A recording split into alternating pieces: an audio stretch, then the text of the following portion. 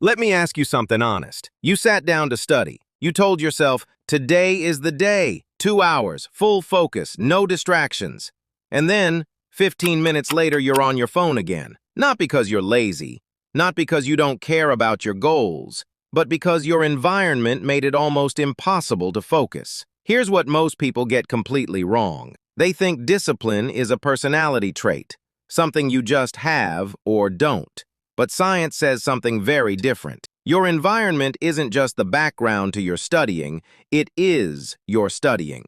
And today, I'll show you how to redesign it, so discipline stops being a daily battle and starts becoming automatic. Let's start with the science. Why environment beats willpower. In the 1970s, psychologist Walter Mischel ran a famous experiment. He gave children a marshmallow and said, "If you wait 15 minutes without eating this, you'll get 2." Most people call it a test of willpower.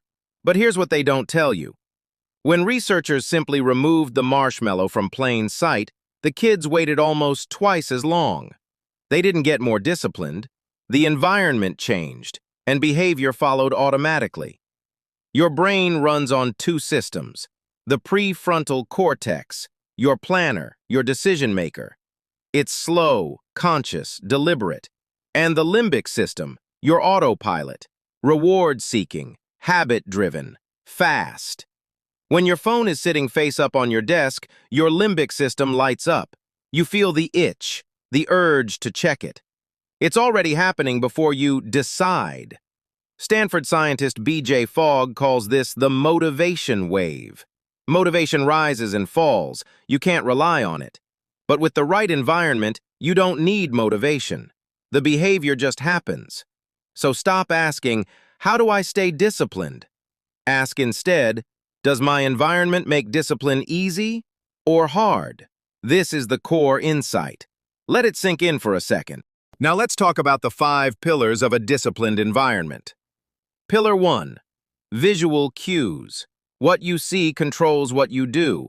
That's not a metaphor, that's neuroscience. If your desk shows open notebooks and pens, you study. If it shows snacks and a controller, you don't. Here's what to do. 1. The night before, set up your study space. Notebook open, pen ready, book flipped to the right page. So when you sit down, the environment is already pulling you toward work. 2. Remove visual triggers for distraction. Phone in a drawer or another room. Notifications off. If your laptop opens to social media by default, use a site blocker. 3. Use location anchoring. Study only in one specific spot. When your brain learns that this chair means focus, concentration becomes automatic. Never study in bed. Your brain only knows it as a place for rest. Pillar 2, sound environment. Sound is massively underrated. A 2020 study showed moderate background noise, about 65 decibels, can increase creativity. But music with lyrics? It kills reading comprehension. Your brain can't process words and lyrics together efficiently. Here's what works. Lo-fi, brown noise, white noise, ambient cafe sounds. And what doesn't? Your favorite playlist, songs with words, random YouTube videos. Create one playlist you only play while studying. Over time, just pressing play will trigger focus automatically. Pillar 3, light and temperature. These two silently decide how well you focus. Natural daylight syncs your internal clock and keeps your alertness hormone, cortisol, balanced. Students who study with natural light show stronger concentration and memory. At night, warm, dim light tells your brain to relax. Not ideal for focus. Use cooler, brighter light when studying.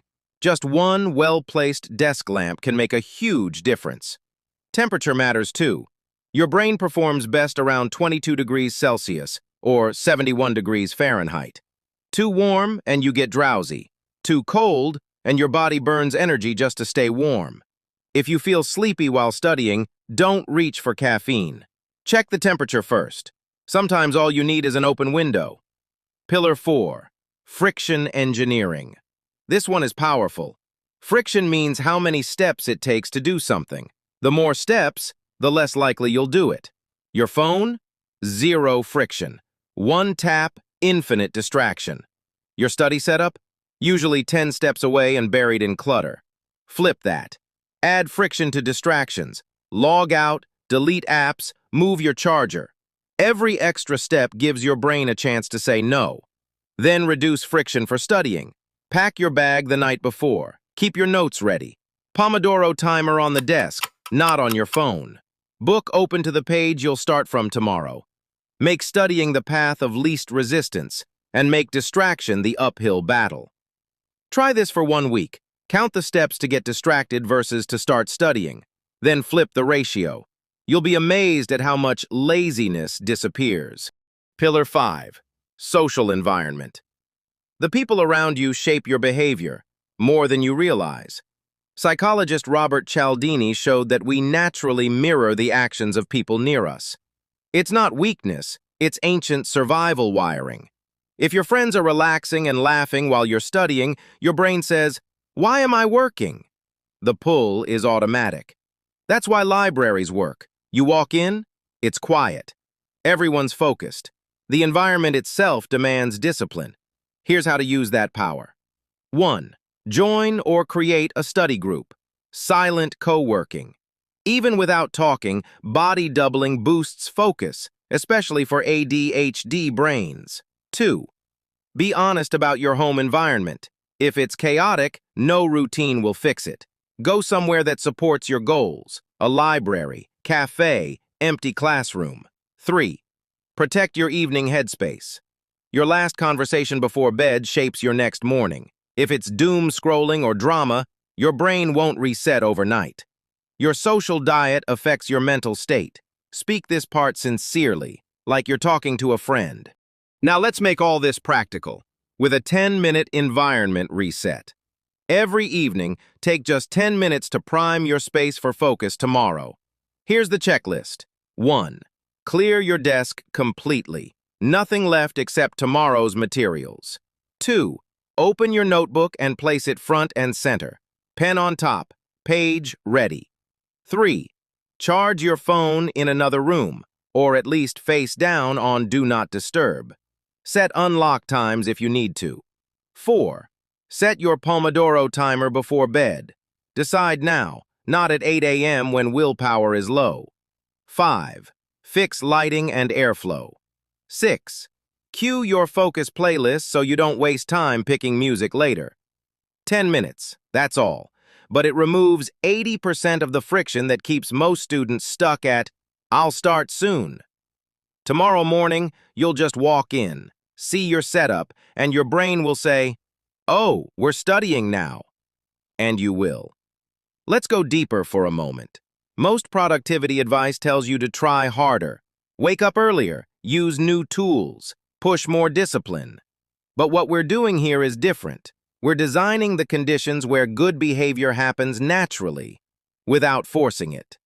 Aristotle said, "We are what we repeatedly do." Excellence, then, is not an act, but a habit. But now, we know habits don't come from willpower. They come from context. They live in the cues of your environment, moment to moment. So here's the truth. Change the environment. Change the person. You're not broken. You're not lazy. You've just been living in an environment built to steal your focus. Now you know how to take it back. If you found this useful, do one thing right now. Not later, now. Look around your study space.